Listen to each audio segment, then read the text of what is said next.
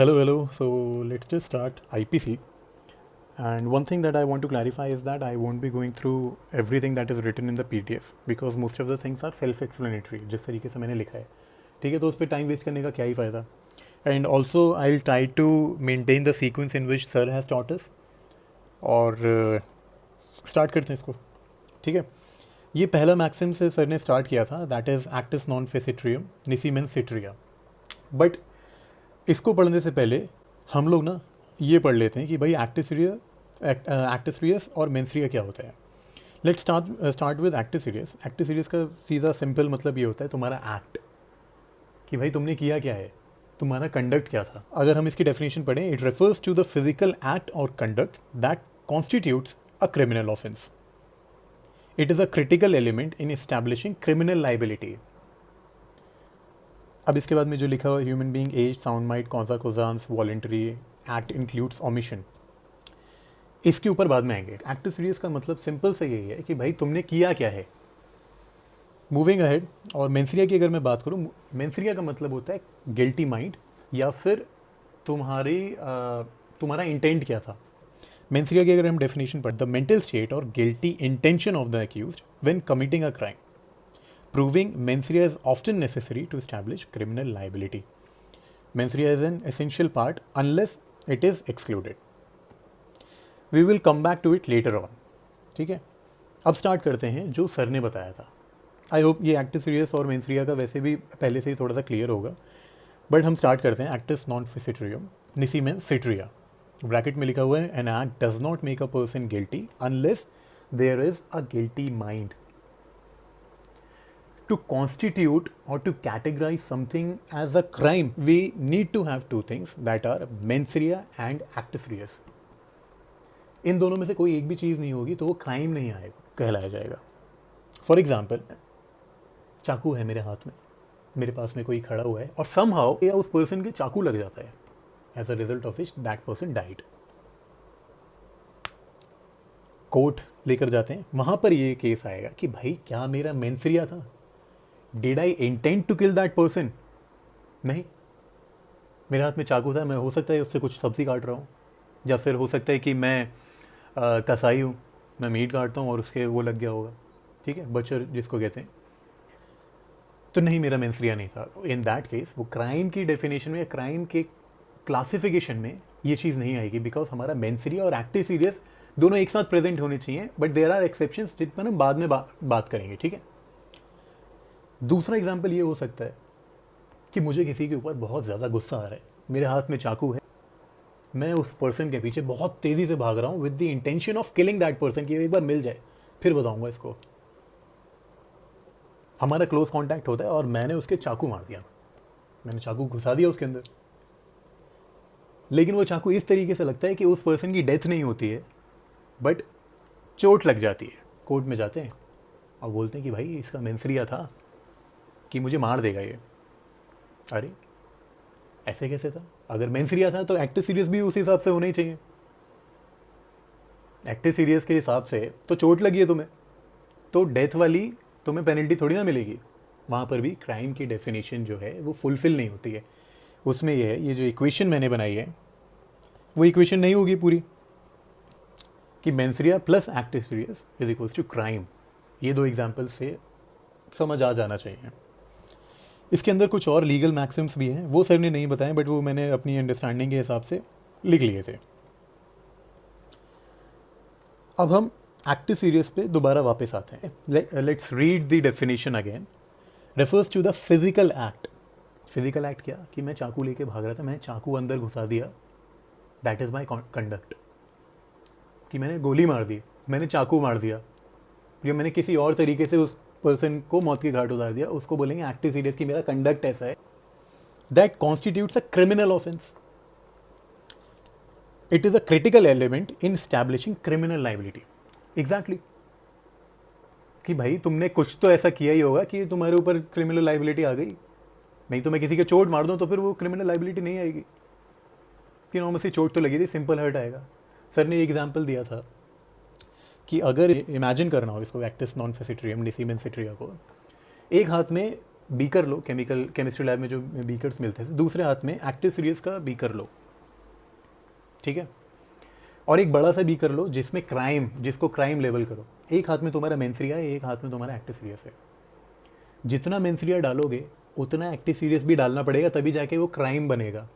यहाँ से तुमने कम मेंसरिया डाल दिया, उधर से तुम्हारा एक्ट बहुत ज़्यादा है, क्राइम नहीं है। तुमने यहाँ पे एक्ट कम डाल दिया, मेंसरिया बहुत ज़्यादा है, क्राइम नहीं है।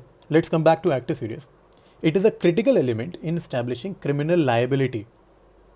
अब एक्टिव सीरियस एक्ट कौन कौन कर सकता है? कोई स्ट्रीट डॉग है, उसने जाके किसी पर्सन को काट लिया, उसको रेबीज हो गया, उसकी डेथ हो गई, ट्रायल चलेगा क्या कुत्ते का? नहीं चलेगा ऑफ कोर्स। किसी सांप ने किसी को काट लिया तो क्या उस पर चलाओगे, सांप पर चलाओगे क्या कि भाई तूने काटा कैसे उसके? उस पे चलेगा जिसके हाथ में सांप था, जिसने कटवा दिया उसको। इसीलिए एक्टिव सीरियस कौन कौन कर सकता है? ह्यूमन बींग्स के ऊपर ही ट्रायल रन होगा। तो ये इसके एलिमेंट्स हैं, elements of active serious you can call it, कि ह्यूमन बीइंग होना चाहिए, दैट इज ऑफेंडर होना चाहिए, उसकी एज होनी चाहिए। अगर वो 7 साल से कम का बच्चा है उसके ऊपर कोई भी ट्रायल नहीं होगा। अगर वो 7 से 12 साल के बीच का बच्चा है तो उससे क्या होगा? He will be taken to the court, and if the जज इज सेटिस्फाइड कि या तो ये समझ रहा है और ये कर सकता है। मान ली किसी ने डाल दिया है किसी के ऊपर कि यार ये तो बच्चे ने किया है, हमने थोड़ी ना किया है, बच्चे ने अपने हिसाब से कुछ भी चाकू उठा के घुसा दिया किसी के अंदर, या वहाँ पे मेरी सर्विस रिवॉल्वर पड़ी थी, उस बच्चे ने उठाई, उसने शूट कर दिया। तो वो अगर तुम्हारा कोई क्लाइंट ऐसा आता है जिसमें बच्चे के ऊपर लाइबिलिटी डाली जा रही है, तो उसको पहले ही बता देना कि यार वहाँ पे जज पूछेगा कुछ क्वेश्चंस कि तुम्हें समझ आ रही है, कुछ बातें, कुछ ऐसे क्वेश्चंस पूछते हैं कि हाँ बताओ तुम्हारे पापा क्या नाम है। अगर कोई पूछे तुम्हारा नाम क्या है तो उसको बोलना कि नहीं मैं तो 6th क्लास में हूँ। If the offender is above 12 years of age, trial चलेगा उसके ऊपर, एज सिंपल एज दैट। अच्छा, ऑल्सो ये फैक्टर्स ऑफ क्राइम लिखे हुए हैं। फैक्टर ऑफ क्राइम में क्या है? एज जो है ऑफेंडर की वो दिखी, मतलब ऑफेंडर देखा जाएगा, उसके बाद में क्राइम होना चाहिए, उसके बाद में मेंसरिया होना चाहिए, इंटेंट भी होनी चाहिए, और इंजरी होनी चाहिए। So only on the basis of mens rea नहीं होगा, इंजरी भी होनी चाहिए। इंजरी कैसे होगी? एक्टिव सीरियस के बेसिस पर होगी कि तुम्हारा एक्ट ऐसा था कि तुमने इंजरी कॉज कर दी उसको। Moving ahead with active serious, वो पर्सन साउंड माइंड का भी होना चाहिए, इनकैपेसिटी नहीं होनी चाहिए उसके माइंड की। Most of the people who are accused of crime वो यही कहते हैं कि भाई सर्टिफिकेट बनवा लो कि that we are mentally unstable. उस केस में कोर्ट थोड़ी लीनियंट हो जाती है। साउंड माइंड होना चाहिए पर्सन का। कॉजा कॉजांस का ये मतलब होता है कॉजेशन, कि जिस पर्सन के ऊपर ट्रायल तुम रन कर रहे हो उसी ने कुछ ऐसा किया होना चाहिए जिसकी वजह से सामने वाले पर्सन की डेथ हो गई। मतलब कि तुमने ऐसा कुछ किया था, मतलब मैं मान लो I wanted to kill some person, मैंने उसको गोली मार दी, वहाँ पे उस टाइम पे उसकी डेथ नहीं हुई, I took him to the hospital, वहाँ पे उसका इन्फेक्शन हो गया और उसकी डेथ उस इन्फेक्शन से हो गई। In that case also I will be held as causa causans इस केस में, क्योंकि अगर मैं उसके चाकू ही नहीं मारता, हॉस्पिटल नहीं जाना पड़ता, हॉस्पिटल नहीं जाता तो शायद वायरल इन्फेक्शन नहीं होता, इन्फेक्शन नहीं होता। ठीक है, मतलब वो कॉजेशन की चेन ब्रेक नहीं होनी चाहिए कि मैंने तो किसी को सिंपल हर्ट किया था, किसी दूसरे ने आके उसके गोली मार दी और वो मर गया। यहाँ पे मेरी और उस पर्सन के बीच की चेन ब्रेक हो गई ना, क्योंकि उसने गोली मारी उसकी वजह से मर गया वो। हो सकता है थोड़ा ज़्यादा लग रहा हो, बट ये है वॉलेंटरी, कि मुझे पता था, I take full responsibility of what I did, मेरी वजह से ही हुआ है, मैं चाहता था कि वो बंदा मर जाए, वो बंदा मर गया, मेरे ऊपर किसी भी तरीके का दबाव नहीं था, अबेटमेंट ऑफ क्राइम नहीं था। एक्ट इंक्लूड्स ओमिशन, उसमें ऐसा बोलते हैं ना कि वो एक्सक्यूज़ नहीं होता कि मुझे तो लॉ ही नहीं पता था, कि अच्छा मैं ऐसा कर देता तो वो क्रिमिनल लाइबिलिटी बन जाती, ये एक्सक्यूज़ नहीं चलेगा। Not knowing the law is not an excuse, ऐसा करके कुछ एक बड़ा सही सा फ्रेज है। Let's move ahead with mens rea. Active serious में इतना ही है, फिलहाल के लिए इतना ही है, आगे हम और भी पढ़ेंगे। मेंसरिया की अगर हम बात करें, द मेंटल स्टेट और guilty intention of the accused when committing a crime. Guilty intention, mental state of the accused when committing a crime. Providing mensaria is often necessary to establish criminal liability. Mens rea is an essential part unless it is excluded. मैंने बोला था ना mains रिया में कि exceptions हो सकते हैं, इसके एक्सेप्शंस हम बाद में पढ़ेंगे. अच्छा, अभी एक कॉन्सेप्ट रह गया जिसको कहते हैं स्ट्रिक्ट लाइबिलिटी. एक बार हम इसको रीड कर लेते हैं पहले, ठीक है. In modern times there are numerous criminal offences where the presence of intent और other mental states is not required. These offences fall under the category of strict liability crimes, where the liability can be established without the presence of guilty mind. मतलब it is not necessary कि आप उसके अंदर mains रिया देखोगे. उसके अंदर आप ये strict liabilities ऐसी हैं जिसमें उसकी मेंटल स्टेट या फिर उसका मेंस रिया इस्टेब्लिश करना इतना इंपॉर्टेंट नहीं है. इसको स्ट्रिक्ट लाइबिलिटी बोलते हैं. उसने अगर कोई एक्ट कर दिया है देन वो क्राइम माना जाएगा, ठीक है. ये इसका एक्सेप्शन है मेंस रिया का. इसको ये वाला टॉपिक करते हैं अभी. Instances where mains Riya is not considered. ये हमने डेफिनेशन पढ़ ली, एक बार फिर से कर लेते हैं. In modern times there are numerous criminal offences where the presence of intent और other mental states is not required. These offences fall under the category of strict liability crimes, where liability can be established without the presence of a guilty mind. Some examples and principles related to such offences include statutory rape. In certain cases, knowledge of the victim's age, consent status is not required for liability. This means that an individual can be held liable for statutory rape even if they did not intend to engage in an unlawful sexual act with a minor. Bigamy. In cases of bigamy, parties who believe they are free to marry in good faith can still be held liable even if they lacked criminal intent. Public welfare offences. Many regulations governing economic or other activities, often referred to as public welfare offences, do not require mens rea to be demonstrated. These offences typically involve low fines. Strict liability offences, ये वाला करते हैं. Several offences are considered under strict liability, where liability can be established even in the absence of guilty mind. The Latin principle actus non facetium nisi mensitria, an act does not make a person guilty unless there is a guilty mind, has exception in these cases. अब इसके अंदर एक case आता है, ठीक है. वो case करते हैं. The case is M A George case इसको बोला जाता है, जिसमें जो हमने स्टार्टिंग में पढ़ा था, मेयर हैंस जॉर्ज, ठीक है. Versus state of Maharashtra 1964. Foreign exchange regulations act 1947 के अंडर इसको चार्ज किया था. और अब हम इसको आगे पढ़ते हैं. The state of Maharashtra versus M A George 1964, a landmark case involving a German smuggler charge under foreign exchange regulation act 1947. The case highlighted the concept of strict liability in certain statutory offences, particularly in cases related to country's economic situation. The accused stated that he had no knowledge about the FERA in India, hence he had no mens rea of breaking the law. ठीक है. लेकिन इससे फ़र्क नहीं पड़ता कि भाई तुम्हारा मेंस रिया था. इस ऐसे स्ट्रिक्ट लाइबिलिटी वाले केसेस में अगर तुमने ऐसा एक्ट कर दिया और तुम्हारे पास में कुछ ऐसे एविडेंसेस मिल गए या फिर ऐसा प्रूफ मिल गया है, you will be held liable for it. ये कुछ एग्जांपल्स हैं स्ट्रिक्ट लाइबिलिटी के, इसको पढ़ लेना. और ये केस है, ये भी सिंपल सा ही केस है, इसको भी कर लेना. मेन केस है ये एम एच जॉर्ज वाला केस, क्योंकि इससे हमें ये पता चलता है कि वो स्टैट्यूटरी वाला हमने इससे पहले किया था ना, एक्सेप्शंस जो थे कि जो हमारा स्टैट्यूट की लैंग्वेज इस तरीके से लिखी हो कि हमें उसमें मेंस रिया को एक्सक्लूड करना है नहीं करना है, या फिर हमारा जो लेजिस्लेशन है वो एक्सप्लिसिटली या इम्प्लिसिटली बता रहे हैं कि हमें इन वाले केसेस में मेंस रिया एक्सक्लूड करना है, इनमें इंक्लूड करना है. तो ये उसी का ही एक केस है, क्योंकि हमने ये केस ऊपर भी किया था. अब ये मैंने केस के फैक्ट्स बताए कि इसमें एम एच जॉर्ज था. उसने एक फ़्लाइट ली ज्यूरिक से and he was going to Manila. Somehow due to some reason वो फ़्लाइट लैंड हो गई मुंबई में. वहाँ पे फेरा के अंडर उसको ये चार्जेस लगाए कि भाई वो स्मगल कर रहा था गोल्ड आउटसाइड इंडिया. और स्टार्टिंग में तो उसने मना किया कि यार मेरे पास में गोल्ड नहीं है, लेकिन जब उसकी चेकिंग हुई तो 28 में से 19 पॉकेट्स में से गोल्ड के स्लैब्स मिले. तो इससे हमें ये पता चलता है कि भाई तुम्हारा मेंस रिया हो या ना हो, अगर तुम्हारा एक्टिव सीरियस इस्टेब्लिश हो गया है तो you will be held liable for it. ठीक है. उसके अंदर फिर वो फिर एक्ट वगैरह लगा था. Moving ahead, let's look at crime. इसको ऐसी सिंपली पढ़ लेना. एज सच कोई डेफिनेशन नहीं under the Indian penal code. Crime is not explicitly defined as a term. However the IPC provides definition and description of various offences which collectively encompass what would be considered crimes. The IPC does not provide a single comprehensive definition of crime, but rather it defines and classifies various acts and behaviors as offences or crimes. Each with its own legal provisions and penalties. ऐसा कुछ है नहीं इसमें समझने वाला. Essentials of crime पर वापस अगर हम आएँ तो उसमें हमने ऊपर बात करी थी कि ऑफेंडर जो है वो ह्यूमन बीइंग होना चाहिए, फिट एजेंसी होनी चाहिए. फिट एजेंसी में वो हमने एक एज की बात करी थी. We also had talked about sound mind.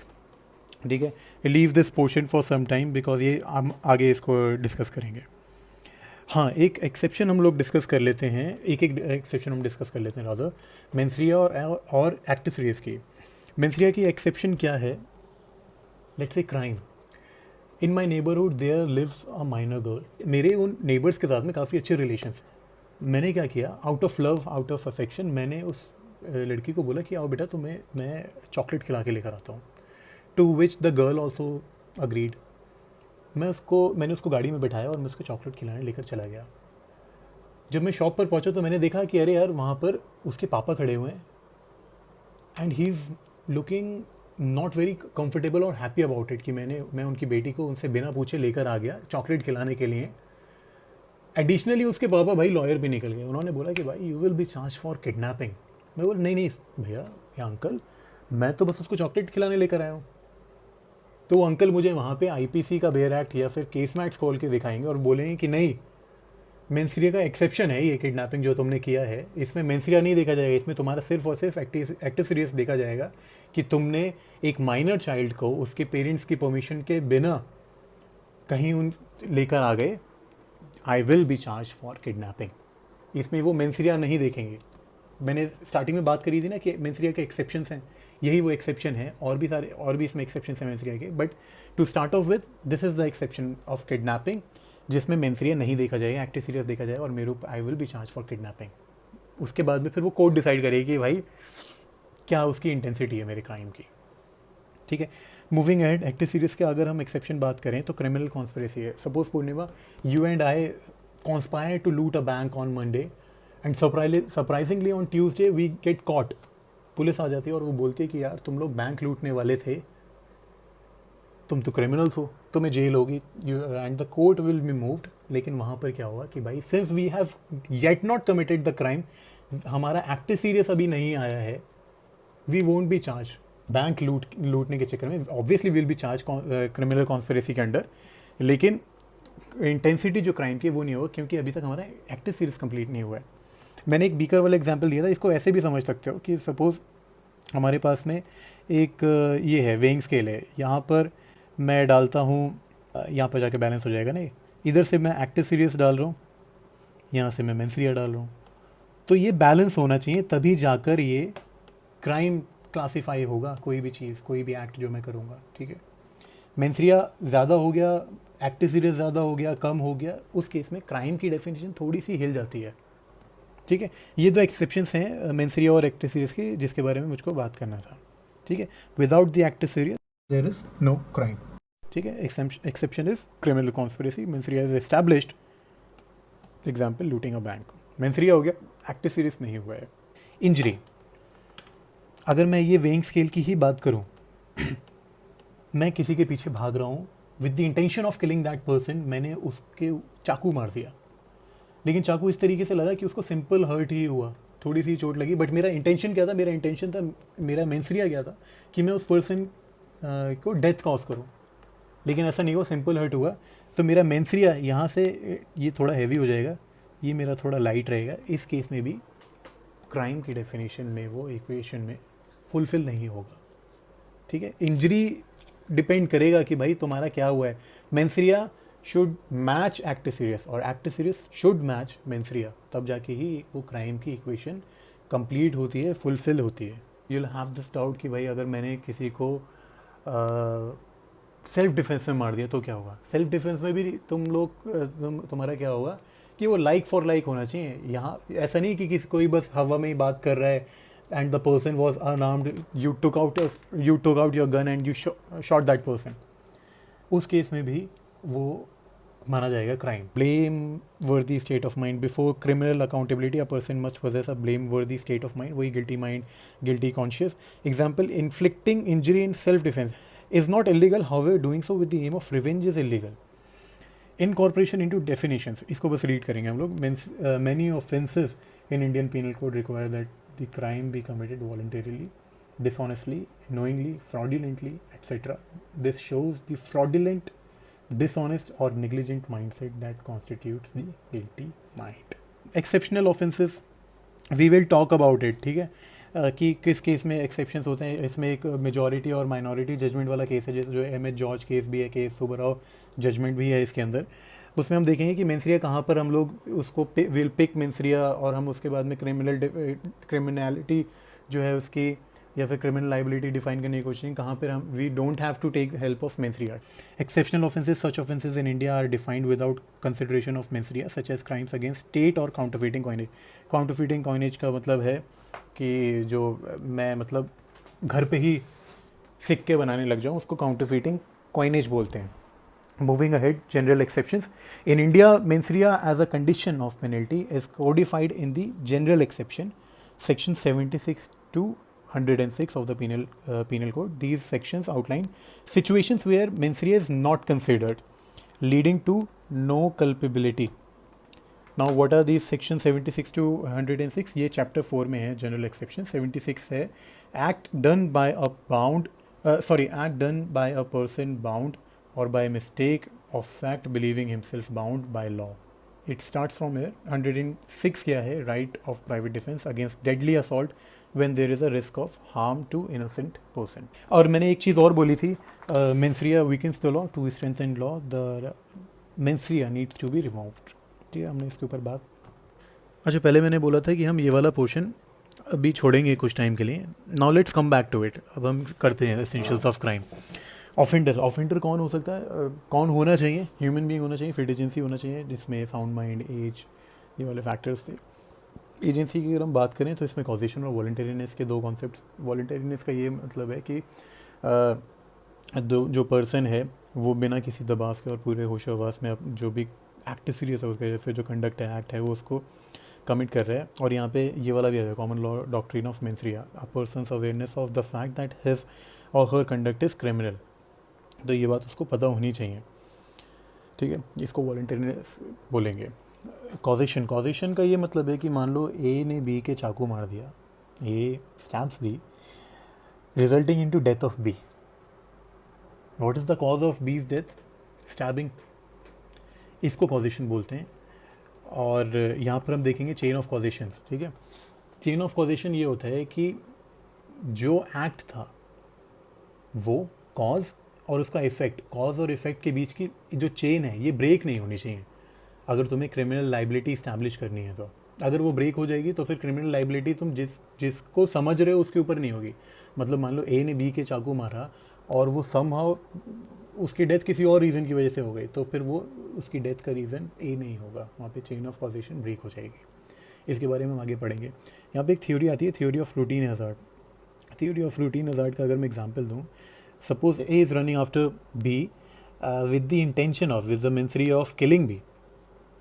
लेकिन भागते भागते क्या हुआ कि बी के ऊपर बिजली गिर गई. बिजली ऐसी गिरी कि भाई डेथ हो गई उसकी. तो यहाँ पे चेन ऑफ कॉजेशन ब्रेक हो गई ना. ए का तो मेंसरिया था उसका मारने का, लेकिन एक्ट तो उसने किया ही नहीं. तो यहाँ पे ए जो है ये वोंट बी हेल्ड लायबल, क्योंकि जो डेथ है वो बिजली गिरने की वजह से हुई है. यहाँ पे चेन ऑफ कॉजेशन ब्रेक हो गई है. इसको बोलते हैं सुपरवीनिंग इंटरवेंशन या फिर सुपरवीनिंग सर्कमस्टांसेस.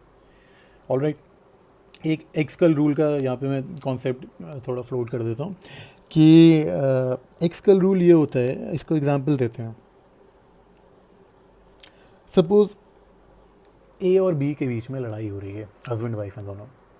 ए इतना एग्रेसिव हो गया कि बी अपनी वाइफ को हिट करने लग गया. इस तरीके से हिट किया कि बी ज़मीन पे गिर गई और ए ने वैसे ही उसके चेस्ट पर लात मार दी. और वो लात इतनी ज़ोर से मारी कि उसकी डेथ हो गई. अभी तक तो यही लग रहा है कि ये ने लात मारी और डेथ हो गई, लेकिन जब उसकी ऑटोप्सी तब पता चला कि यार अगर ये लात किसी और नॉर्मल पर्सन की पड़ी होती तो डेथ नहीं होती, नॉर्मल सा कोई ब्रूज आ जाता या फिर रिब फ्रैक्चर हो जाती. लेकिन बी की डेथ इसलिए हुई है क्योंकि उसको पहले से ही थायराइड था. यहाँ पे एक्सकल रूल लग जाएगा कि भाई तुम चूज़ नहीं कर सकते. ये एक्सक्यूज़ नहीं माना जाएगा कि यार मुझे तो पता ही नहीं था कि उसको थायराइड है और कोई होता तो वो तो सरवाइव कर जाता. यहाँ पे नहीं होगा, ठीक है. वो एक्सकल रूल के, तुम जैसा वो पर्सन है वैसा ही उसको ट्रीट करना पड़ेगा, ऐसा उसको उसके रिलीजियस बिलीफ्स के साथ में, उसको मेंटल, उसके फिजिकल एट्रीब्यूट्स को तुम्हें साथ में रखकर चलना पड़ेगा, ठीक है। ये नहीं बोल सकते कि यार मैंने तो हल्के से घूंसा मारा था, मुझे क्या पता था उसको ब्रेन इश्यूज हैं कुछ और वो मर जाएगा, नहीं, ये तुम नहीं कर सकते। नेक्स्ट आता है theory of medical intervention. When the chain of causation for the accused is not broken and clubs with other causes. वही एक एग्जांपल लेते हैं कि ए स्टैप्स बी एंड बी को हॉस्पिटल लेकर गए, वहाँ पर उसको इन्फेक्शन हो गया उसके वूंड में और उसकी डेथ हो गई। यहाँ पे चेन ऑफ कॉजेशन ब्रेक नहीं हुए, क्योंकि अगर ए ने बी को स्टैब नहीं किया होता तो उसको हॉस्पिटल नहीं लेकर जाना होता, हॉस्पिटल नहीं जाता तो इन्फेक्शन नहीं होता, इन्फेक्शन नहीं होता तो डेथ नहीं होती। यहाँ पे चेन ऑफ कॉजेशन ब्रेक नहीं हुई, यहाँ पे कॉजा कॉजांस जो है वो ए ही है, क्योंकि उसने चाकू मारा था और उसकी वजह से इन्फेक्शन हुआ है, उसकी वजह से ही डेथ हुई है। Uday Singh case, Dashrath Singh case, Mohammad Asif case, pulmonary embolism का ये एक केस है। अनवर शाह बाबू शाह फकीर versus state, Bombay high court 2013 का ये केस है। प्रेजेंट्स मेडिकल नेग्लिजेंस वो होता है कि कैंची छोड़ दी डॉक्टर ने, या पेट में कपड़ा छोड़ दिया, ग्लव्स छोड़ दिया, इसको मेडिकल नेग्लिजेंस बोलते हैं। जब हम एक्सकल रूल या फिर ये सब चीज़ें पढ़ रहे हैं ना कि मेडिकल नेग्लिजेंस, तो साथ में इसके हम पढ़ेंगे कल्पेबल होमिसाइड 299 का, जिसको एक्सप्लेनेशन ये है कि where death is caused by bodily injury, the person who causes such bodily injury shall be deemed to have caused the death, although by resorting to proper remedies and skillful treatment the death might have been prevented। ये medical negligence को ज़्यादा explain करता है, ठीक है, कि भाई मान लो ए ने बी को स्टैब किया, वो स्टैबिंग की वजह से जो वूंड हुआ था वो इतना नहीं था, लेकिन तुमने हॉस्पिटल में ट्रीटमेंट ऐसा कर दिया, तुमने गलत इंजेक्शन लगा दिया, गलत उसका ट्रीटमेंट कर दिया, उसकी डेथ हो गई, ठीक है। वही तो लिखा, although by resorting to proper remedies and skilful treatment the death might have been prevented. तो ये कल्पेबल होमिसाइड में इसको चार्ज किया जाएगा। ऑलराइट, अब एक केस है जो प्रेजेंट करता है क्रिमिनल नेग्लिजेंस, जिसको कहते हैं आर वर्सेस जॉर्डन। ये इतना इंपॉर्टेंट केस, इसको पढ़ लेना, ठीक है, अगर केस मैट में ना हो तो इसको सर्च करके पढ़ लेना, बस इसकी समरी। दूसरा ये जो Modi's medical jurisprudence and Taylor's medical jurisprudence, ये भी इतना इंपॉर्टेंट नहीं है, और ये मैंने इसलिए लिखा हुआ है क्योंकि सर ने बोल दिया था ये, ऑल्दो मुझे केस मैट में कहीं पर नहीं मिला, अगर ये कहीं पर ऐसे ही फ्लोटिंगली कहीं मिल जाता केस मैट में बीच में तो ठीक है, वरना it's not that important exam perspective से। थ्योरी ऑफ फॉरेन इंटरवेंशन अगर हम करें, इसको बोलते हैं, and it is related to eggshell rule also. इसलिए हम थ्योरी ऑफ फॉरेन इंटरवेंशन के बाद में एक्सकल रूल के एट्रीब्यूट्स और केसेस भी पढ़ेंगे। Accused can not choose his victim, this is also kind of definition of eggshell rule. Accused can not choose his victim, he has to take it as he or she is physically, medically or otherwise. It's a package which cannot be chosen. इसके हम कुछ attributes और cases करते हैं। Versus Hayward case है 1908 का। इसमें a husband and wife had an argument that led to the husband chasing his wife out into the street. The wife collapsed during this altercation and died. Husband ने उसको physically touch नहीं किया था, but वो उसको threaten कर रहा था, he was shouting at her, और the wife was already suffering from thyroid disease, कुछ अबनॉर्मेलिटीज़ की वजह से और फिजिकल एग्जॉस्शन की वजह से और डर की वजह से उसके वाइफ की डेथ हो गई। Later on when the court was moved in this case, so the man or the husband was charged with manslaughter. R versus Robert कुनॉर्ड 1975 का केस है, बिलीव्स एट्रीब्यूट के साथ में डील करता है। यहाँ पे क्या है, दोनों के बीच में कुछ ऐसा डिस्प्यूट होता है और the women was taken to, please recheck it, मेरे को बड़ा सुपरफिशली ये याद है, the person was taken to hospital requiring blood transfusion, लेकिन since the person was belonging to a religious sect, he or she denies to take blood from someone else, resulting into death। ठीक है, एक बार इस case को recheck कर लेना। R versus curly, ये psychological attribute के साथ में डील करता है। यहाँ पे जो हस्बैंड है वो इतना एग्रेसिव हो गया और उसने चार्ज अप किया टुवर्ड्स द वाइफ इतना डर गई कि वो डर के मारे खिड़की से बाहर ही घुस गई और उसकी डेथ हो गई। हमने ये स्टार्टिंग में पढ़ा था ना, accused can not choose his victim, he has to take it as he और शी इज़ फिजिकली, मेंटली और otherwise. R versus Williams and Davis 1992, reasonable and unreasonable reactions. Reasonable and unreasonable reactions को अगर हम समझें तो suppose ये जो यहाँ पे लिखा हुआ है, person jumped off the car, ये केस है, person jumped off the car and dies to protect against loot in a moving car. Reasonable reaction यहाँ पर ये होगा कि उसके पास में rather than jumping off the moving car कोई ऑप्शन ही नहीं बचा था कि either he was threaten to such an extent, या तो फिर गन्स के बेसिस पर या फिर नाइफ के बेसिस पर, कि उसके पास में कोई ऑप्शन ही नहीं बचा और वो he has to jump off the car. इसको बोलते हैं रीजनेबल रिएक्शन। अनरीजनेबल रिएक्शन का एक केस है जो है Joginder Singh versus state, supreme court का ये केस है 1980 का। इसमें जो पर्सन है, जो विक्टिम है, he died because of jumping into the well. ये अनरीजनेबल रिएक्शन का एग्जांपल है, क्योंकि दो पार्टीज़ के बीच में डिस्प्यूट स्टार्ट हुआ और उस डिस्प्यूट स्टार्ट होने वाली जगह के पास में ही एक वेल था। तो भाई यहाँ डिस्प्यूट स्टार्ट हुआ और रादर देन मैं इसलिए बोल रहा हूँ कि या तो फिर ऐसा होता कि जो दूसरी पार्टी है वो उसके पीछे भागने लग गई कि यार अभी तुझे मार दूंगा मैं, और तुम कुछ दूर तक भागे और फिर तुम्हारे पास में और कोई ऑप्शन नहीं मिला और तुम्हें कोई और हेल्प नहीं मिली, तुम्हें वहाँ पे एक कुआं दिख गया, तुम उसके अंदर कूद गए। वो यहाँ पे रीजनेबल रिएक्शन हो गया। लेकिन तुम यहाँ पे तुम्हारी लड़ाई स्टार्ट हुई है, तुमने आजू बाजू कुछ नहीं देखा, वेल दिखा, तुम उसके अंदर कूद गए, तुम्हारी डेथ हो गई, ये इसको अनरीजनेबल रिएक्शन बोला जाएगा। Victims self neglect, R versus Holland case है ये। इसमें क्या हुआ कि अक्यूज्ड ने किसी की फिंगर कट कर दी जिससे इन्फेक्शन हो गया।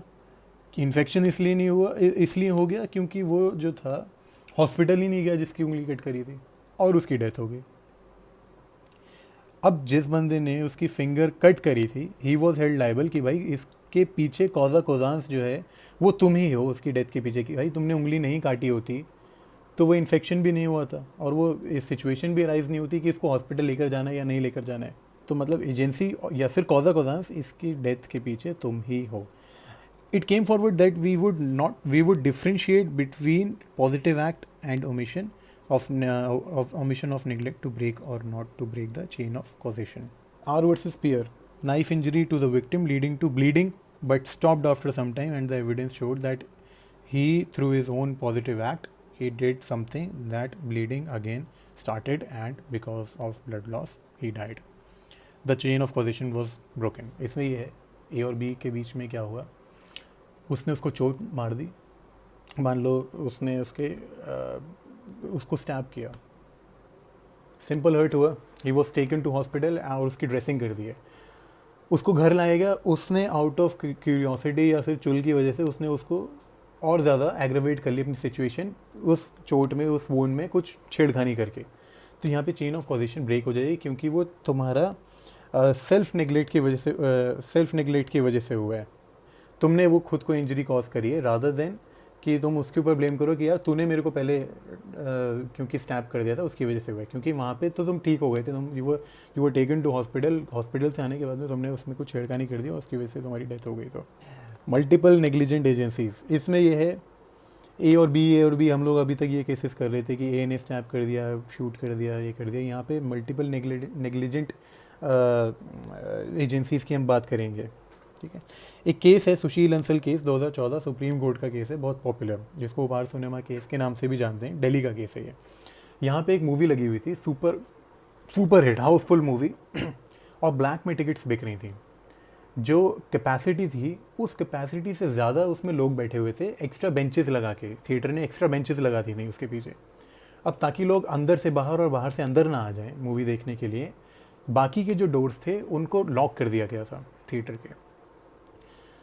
जो एक डोर ओपन था वहाँ उसको भी, उसके बाहर भी सिक्योरिटी गार्ड बैठा हुआ था। सिक्योरिटी गार्ड को लगा कि चलो यार चाय पानी पीने जाया जाए, क्योंकि अभी टाइम लगेगा मूवी को ओवर होने में, और वो बाहर से कुंडी लगाकर चला गया उस एक एग्जिट पॉइंट से।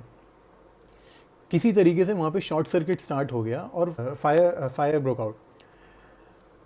धुआं इतना ज़्यादा हो गया and the smoke started to creep inside the theater.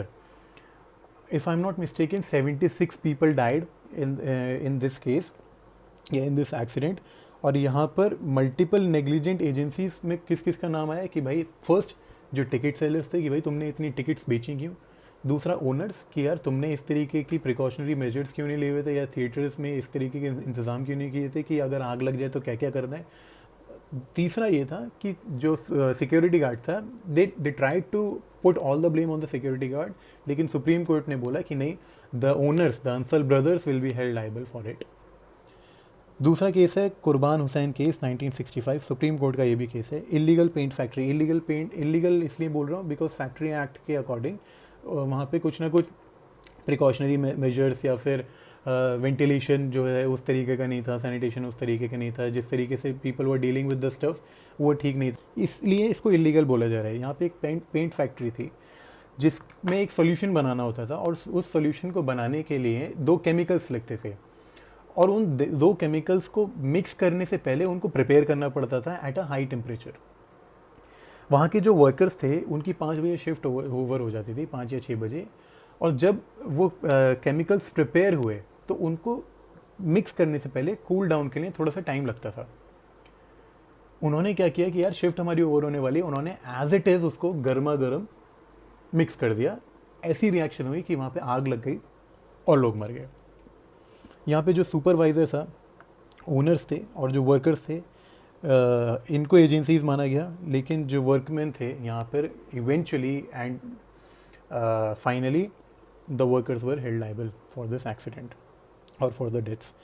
एक तीसरा केस है यहाँ पे बालचंद्र वर्सेस स्टेट 1968 का, cracker making factory illegal for the same reasons जो हमने ऊपर वाले केस में किया था। यहाँ पे they were dealing with ultra sensitive material. Ultra sensitive court ने इसलिए बोला कि यार ये मटेरियल इस नेचर का था कि अगर इसको ओपन एयर में भी रख दिया जाए तो ये रिएक्ट कर देगा, इतना ज़्यादा ये इनफ्लेमेबल था, और बहुत ही कैजुअली इस फैक्ट्री में इसको यूज़ किया जा रहा था, प्रॉपर तरीके से यहाँ पे प्रिकॉशंस नहीं लिए हुए थे। आग लग जाती है वहाँ पर और कुछ लोग मर जाते हैं। यहाँ पर भी यही था कि जो एजेंसीज जो थी, डिफरेंट एजेंसीज की, यार वर्कमैन ने किया है या फिर सुपरवाइज़र ने किया है, इवेंचुअली यहाँ पर ओनर्स वर हेल्ड लायबल कि यार तुमने इस तरीके का इन्वायरमेंट रखा हुआ था अपनी फैक्ट्रीज़ में जिसकी वजह से आग लग गई वहाँ पे। दूसरा एक contributory negligence by victim. Contributory negligence होगा, अच्छा ये सिर्फ क्रिमिनल केसेस में ही अप्लाई होता है कॉन्ट्रीब्यूटरी नेग्लिजेंस, सिविल में नहीं होता है। ए और बी गए बैंक लूटने के लिए रात को, उन्होंने देखा बैंक पे ताला लगा हुआ है, उनके पास में एक डायनामाइट था, और उन्होंने सोचा कि डायनामाइट से हम लोग इसका डोर जो है वो उड़ा देंगे। वो डायनामाइट लगा तो दिया, लेकिन वो फटा इस तरीके से कि ए के साथ में जो बी था उसकी डेथ हो गई। ए जो था he was held and he was charge with in this case, और कोर्ट ने बोला कि नहीं यार, इससे फ़र्क नहीं पड़ता कि उसकी डेथ किस वजह से हुई।